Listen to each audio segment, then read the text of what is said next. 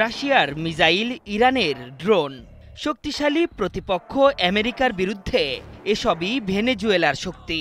নানা হুমকি ধামকির পরও ডোনাল্ড ট্রাম্পের রক্তচক্ষু মোটেও ভয় পাচ্ছেন না নিকোলাস মাদুরো। উল্টো ভয় ডরহীন হুঙ্কার ছাড়ছেন তিনি। ভেনেজুয়েলায় শাসন পরিবর্তন আনতে মরিয়া ট্রাম্প প্রশাসন।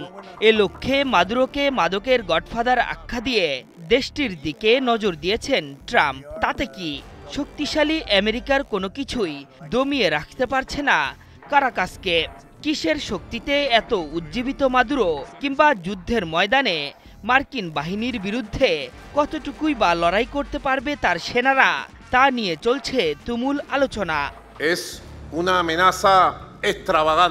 গণমাধ্যমের তথ্য বলছে, মাদুরোর সামরিক বাহিনীর হাতে রয়েছে রুশ ফাইটার জেট, ইরানি ড্রোন, ফরাসি ট্যাঙ্ক ও একমাত্র জার্মান সাবমেরিন। সেনাবাহিনীর সদস্য সংখ্যা আনুমানিক 3,40,000। কারাকাসের কাছে 1980-র দশকে কেনা 15টি F-16 যুদ্ধবিমানও মজুদ আছে। 2000 সালের দিকে তেল বিক্রির অর্থে সামরিক শক্তি বাড়াতে ব্যাপক বিনিয়োগ করেছিলেন দেশটির প্রয়াত প্রেসিডেন্ট হুগো সাভেজ। সে সময় রাশিয়ার কাছ থেকে 23টি ফাইটার জেট, 8টি হেলিকপ্টার, 12টি অ্যান্টি এয়ারক্রাফট মিসাইল ও 44টি ভূমি থেকে। ওয়ালটন এখন দেশের সীমানা পেরিয়ে পৌঁছে গিয়েছে 50টিরও বেশি দেশে। ওয়ালটন, ঘরে ঘরে বিশ্বজুড়ে। নিক্ষেপযোগ্য মিসাইল ব্যবস্থা ক্রয় করেছিল ভেনেজুয়েলা।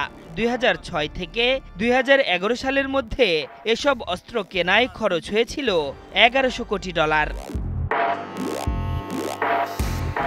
এছাড়া ভেনেজুয়েলার স্থল বাহিনীর অস্ত্রাগারে রয়েছে ফ্রান্সের 173টি AMX-13 ট্যাঙ্ক, ব্রিটেনের 78টি ট্যাঙ্ক এবং জার্মানির তৈরি একটি সাবালো সাবমেরিন।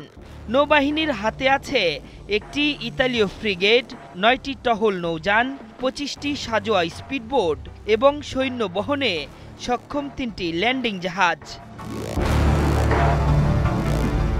পশ্চিমা নিষেধাজ্ঞার কারণে সাম্প্রতিক বছরগুলোতে নতুন আধুনিক অস্ত্র হাতে পায়নি ভেনেজুয়েলা। তবে দুঃসময়ে বন্ধু মাদুরোর পাশে দাঁড়িয়েছে খামেনির ইরান। সম্প্রতি দেশটি থেকে মোহাজের ড্রোন কিনেছে ভেনেজুয়েলা। তবে বাহিনীগুলোর মধ্যে সমন্বয়হীনতার কারণে এসব অস্ত্র কার্যকরভাবে কাজে লাগানো কঠিন হবে বলে মত বিশ্লেষকদের। শুধু অস্ত্র ভান্ডারই নয়, ভেনেজুয়েলার হাতে বিশাল মিলিশিয়া ও রিজার্ভ বাহিনী রয়েছে। মাদুরোর দাবি, তাদের কাছে 45 লাখের বেশি মিলিশিয়া ও রিজার্ভ বাহিনী রয়েছে। তবে সামরিক বিশ্লেষকদের মতে এই সংখ্যা অনেকটাই অতিরঞ্জিত। আর আমেরিকার মতো শক্ত প্রতিপক্ষের বিরুদ্ধে যুদ্ধে নেমে জয় পাওয়াটা শুধু অবাস্তবই নয়, মুশকিল বটে। এখন মাতৃভূমি ও দেশপ্রেমে উজ্জীবিত হয়ে সেনা সদস্যদের লড়াই একমাত্র অবলম্বন মাদুরো সরকারের। আশরাফুল ইসলাম, 71।